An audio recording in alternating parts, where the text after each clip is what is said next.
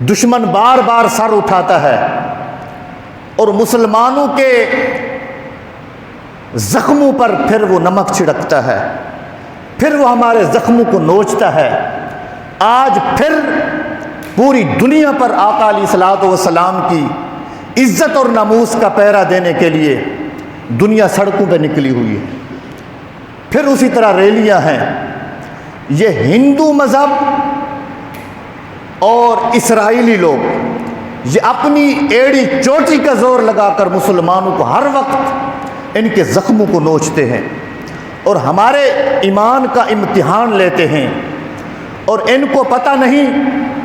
کہ ہمارا تو ہر وقت یہی نعرہ ہوتا ہے، محمد ہمارے بڑی شان والے۔ آقا علیہ الصلوۃ والسلام کو اللہ رب العزت نے وہ شان بخشی کہ ہم صدیوں پر محیط عہد ناروا کے صدمات جھیلتے چلے آ رہے ہیں، اور ہمارا صرف جسم ہی نہیں روح بھی زخموں سے چور چور ہے، اور ناکامیوں اور نامرادیوں کی دستاویز ہمارے دونوں ہاتھوں میں تھما دی گئی ہے، اور ہمارے قیمتی روایات سے رشتے ٹوٹ چکے ہیں، ہم اپنے ثقافتی اثاثے بھول چکے ہیں، اور ہمارے رگ و ریشے میں اگرچہ بے عملی کا زہر سرایت کر چکا ہے، لیکن میں اس وقت اس انوار مدینہ کی مسجد کی دیواروں کو گواہ بنا کر اور آپ سب کو گواہ بنا کر اور اس مسجد میں لگے ہوئے پودوں کے پتوں کو گواہ بنا کر اس ہواؤں اور فضاؤں کو گواہ بنا کر کہ اتنی کوتاہیوں کے باوجود، اتنی بے عملیوں کے باوجود اور اتنے مہنگائی کے پہاڑ کے نیچے جینے کے باوجود اور اس ماحول میں ہر طرف سے بے انصافی کی ہوا چلی ہوئی ہے، اس بے انصافی کے تڑکتے ہوئے بادل کے نیچے بیٹھ کر مہنگائی بھی ہے، بے انصافی بھی ہے، ہماری عزتیں سرے بازار نیلام ہو رہی ہے، اتنی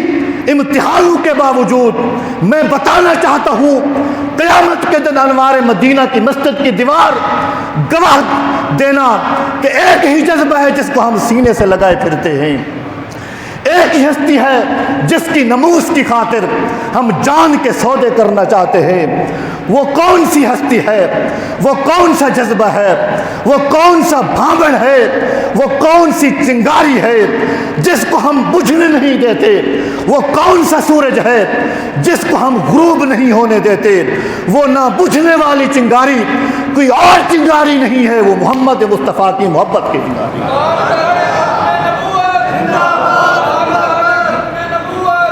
ہم آقا علیہ الصلوۃ والسلام کی ناموس پر پہرا دینے کے لیے جان دے بھی سکتے ہیں، جان لے بھی سکتے ہیں۔ یہ نہ سوچیں کہ یہ ایسے ایک ہی ہستی ہے، ایک ہی وجود ایسا ہے اس کائنات میں جس پر مسلمان مر مٹنے کے لیے تیار بیٹھا ہے، وہ اپنی جان بھی قربان کرتا ہے، مال بھی قربان کرتا ہے۔ صدیق اکبر جیسا جوان گھر میں جھاڑو پھیر کے سب کچھ آقا کے قدموں میں قربان کر کے کہتا ہے اب میری نگاہوں میں جچتا نہیں۔ دنیا میں بڑے بڑے لیڈر آئے، بڑے بڑے زعماء آئے اور بڑے بڑے شان کے انبیاء آئے، لیکن کسی بڑے لیڈر اور بڑے زعیم کا اگر بچپن محفوظ ہے تو جوانی محفوظ نہیں، اگر جوانی محفوظ ہے تو پھر زندگی کا اگلا حصہ محفوظ نہیں، اگر کسی کی شادی محفوظ ہے تو اس کی غمی محفوظ نہیں، اگر کسی کا اٹھنا محفوظ ہے تو اس کا بیٹھنا محفوظ نہیں۔ اللہ رب العزت نے ہمارے نبی دو عالم صلی اللہ علیہ وسلم کو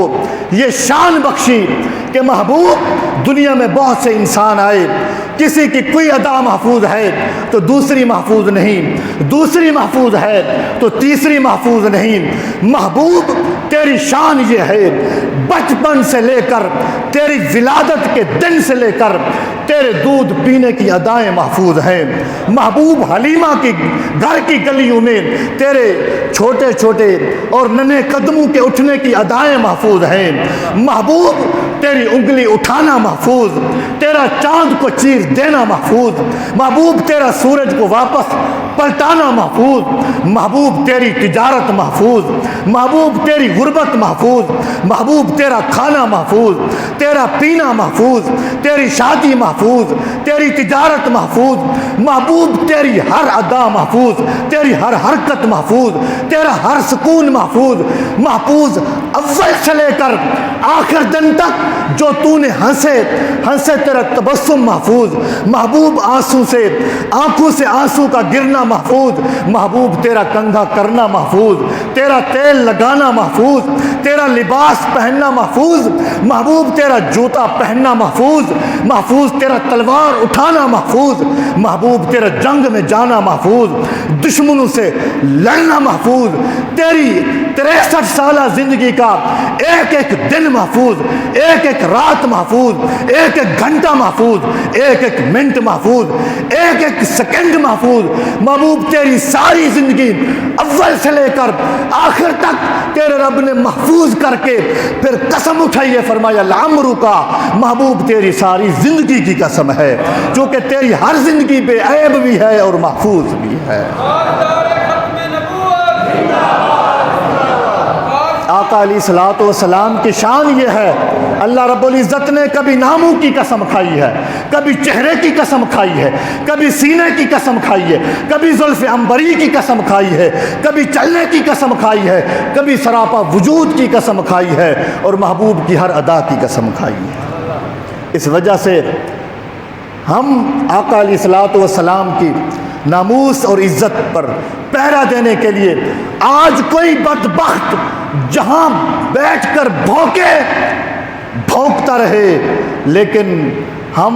اگر ہمارا ہاتھ پہنچے اور ہمارا بس چلے تو ہم کلیوں سے زبان کھینچ کے بیر پھینکے۔ ہم آقا علیہ الصلوۃ والسلام کے صرف غلام نہیں، آپ کے غلاموں کے غلام، نوکروں کے نوکر اور نوکروں اور چاکروں کے نوکر، بات ختم کرتے ہیں مدینہ طیبہ کی گلیوں میں پھرنے والے کتوں کے نوکر۔ ہمارا سب کچھ یہی ہے، ہمارا ایمان یہی ہے، ہمارا اسلام یہی ہے، رب کا رب ہونا حضور نے بتایا، دین کا اسلام ہونا حضور نے بتایا، ہمیں حلال اور حرام کا ہونا حضور نے بتایا، ہمیں سب کچھ بتایا، جہاں تک بتایا تم انسان ہو اور تم اشرف المخلوقات ہو۔ میں چاہتا ہوں اگر تمہاری جبین نیاز جھکے تو کسی ہاتھوں سے تراشے ہوئے بت کے سامنے نہ جھکے، رب کائنات کے سامنے جھکے۔ زندگی کا راستہ، بندگی بتائی، عزت بتائی، وقار بتایا، تو مسلمان صرف دنیا میں ایک ہی چیز پر مر مٹتا ہے، وہ اپنے آقا علیہ الصلوۃ والسلام کی عزت پر مر مٹتا ہے۔